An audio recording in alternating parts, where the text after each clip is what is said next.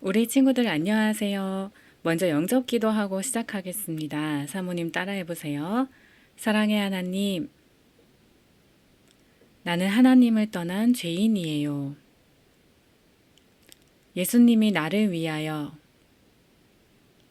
십자가에서 죽으시고 3일 만에 부활하신 그리스도이신 것을 믿어요.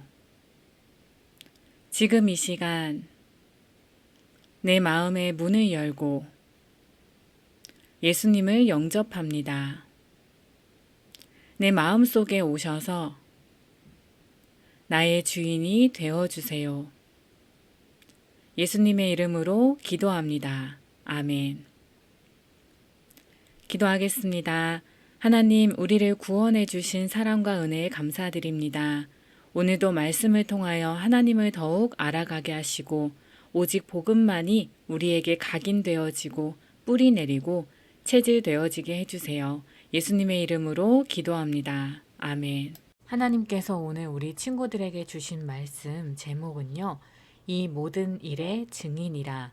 말씀 구절은 누가복음 24장 44절에서 48절인데요. 우리 44절만 같이 읽어볼게요. 시작. 또 이르시되 내가 너희와 함께 있을 때에 너희에게 말한 바 곧 모세의 율법과 선지자의 글과 시편에 나를 가리켜 기록된 모든 것이 이루어져야 하리라 한 말이 이것이라 하시고. 아멘. 우리는 지난주에 부활하신 예수님이 제자들을 찾아오셔서 평강과 성령을 주셨다는 말씀을 받았어요. 제자들은 부활하신 예수님을 직접 보고도 믿지 못하고 너무 놀랍게 여겼어요. 그러자 예수님께서 오늘 말씀 구절인 누가복음 24장 44절을 말씀하셨어요. 말씀 구절을 다시 생각해 보면 또 이르시되 내가 너희와 함께 있을 때에 너희에게 말한 바 곧 모세의 율법과 선지자의 글과 시편에 나를 가리켜 기록된 모든 것이 이루어져야 하리라 한 말이 이것이라 하시고 라고 하셨는데요. 예수님께서 말씀하신 거예요. 내가 너희와 함께 있을 때에 말하지 않았냐. 모세의 율법과 선지자의 글과 시편에 나를 가리켜 기록된 모든 것이 이루어져야 한다고 말했는데 그것이 바로 이것, 즉 십자가와 부활 사건이다 라는 거예요. 예수님께서 모세의 율법, 선지자의 글, 시편 이 세 가지에 예수님을 가리켜 기록된 것들이 있다고 하셨어요. 이게 무슨 말이냐면 모세의 율법은 모세오경, 즉 창세기, 출애굽기, 레위기, 민수기, 신명기를 말해요.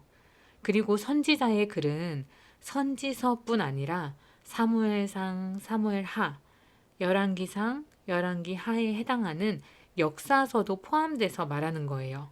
그리고 시편은 시편 하나만 말하는 것이 아니라 시편, 잠언, 전도서, 욥기 그 외의 것에 해당되는 것을 다 포함해서 말하는 거예요. 즉 예수님이 말씀하신 모세의 율법, 선지자의 글, 시편은 구약 성경 전체를 말씀하신 거예요. 그리고 구약 성경 전체에 기록된 예수님의 내용이 이루어져야 하는데 그것이 바로 이것, 즉 십자가와 부활 사건이다 라는 거예요. 즉 십자가와 부활 사건은 어느 날 갑자기 이루어진 신기한 일이 아니라 하나님께서 구약 성경을 통해서 끊임없이 예언하셨고 그 예언이 실제로 이루어진 사건이라는 거예요. 우리가 어린이 예배 때 자주 보는 예수님께서 이렇게 십자가에서 못 박혀서 죽으시는 이 그림이 있는데요. 이 그림은 실제로 창세기 3장 15절을 그대로 표현한 거예요.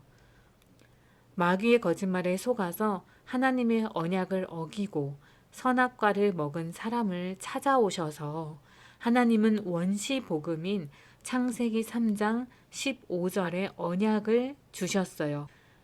뱀에게 여자의 후손이 내 머리를 상하게 할 것이라고 하셨어요.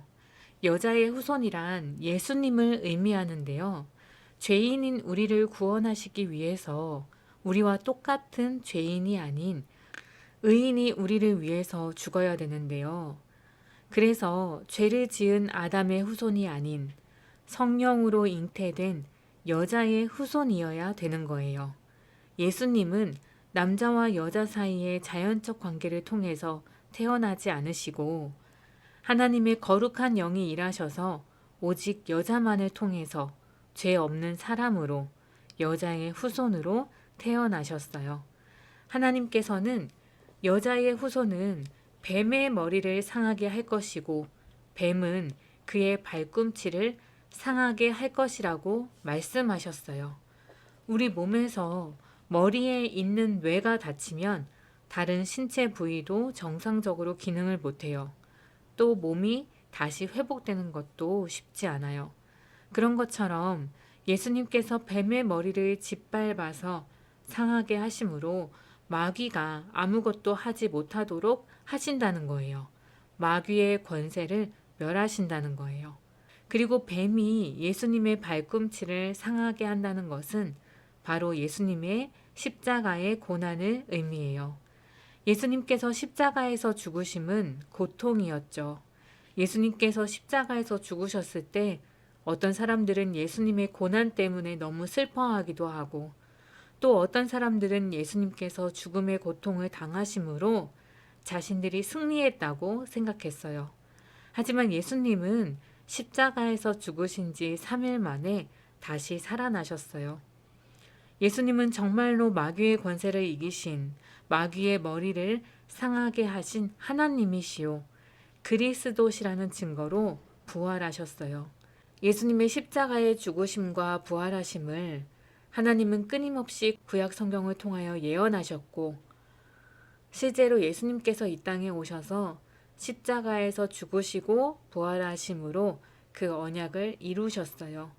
그래서 예수님만이 우리를 구원하실 수 있는 구원자세요.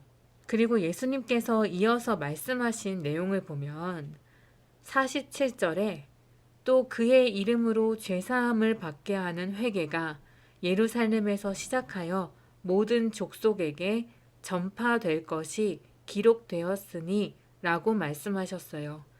예수님의 이름으로 죄사함을 받아서 구원받는 이 역사가 지금 제자들이 있는 예루살렘에서 시작하여 모든 족속에게 전파될 것이라고 하셨어요. 하나님은 처음부터 이 복음이 전 세계 237 나라에 전파되어야 한다는 세계 복음화의 언약을 주신 거예요. 그리고 제자들이 이 모든 일의 증인이라고 하셨어요. 하나님께서는 십자가와 부활의 복음을 가진 제자들이 땅끝까지 예수 그리스도를 증거할 증인이라고 하신 거예요. 하나님께서는 제자들이 받은 이 축복을 똑같이 우리 친구들에게 주셨어요. 우리 친구들을 237 나라 5천 종족을 살릴 전도자로 축복하셨어요.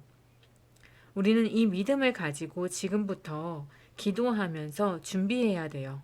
언어도 준비하고 복음의 말씀도 준비해야 돼요. 하나님의 언약을 마음에 품고 기도하며 인도받는 자를 하나님은 반드시 축복하실 거예요. 우리 친구들이 그 축복을 누리시기를 기도합니다. 기도하고 마치겠습니다. 하나님, 하나님을 떠난 우리에게 예수 그리스도의 언약을 주심에 감사드립니다. 말씀하신 대로 예수님께서 이 땅에 오셨고 십자가에서 죽으시고 부활하심으로 언약을 성취하시고 또 지금 성령으로 우리 안에 함께 하심에 감사합니다. 하나님께서 나를 세계살릴 전도자로 불러주셨음을 늘 기억하며 전 세계 현장과 또 우리나라에 와 있는 다민족을 살리는 자들 되게 해주세요. 예수님의 이름으로 기도합니다. 아멘.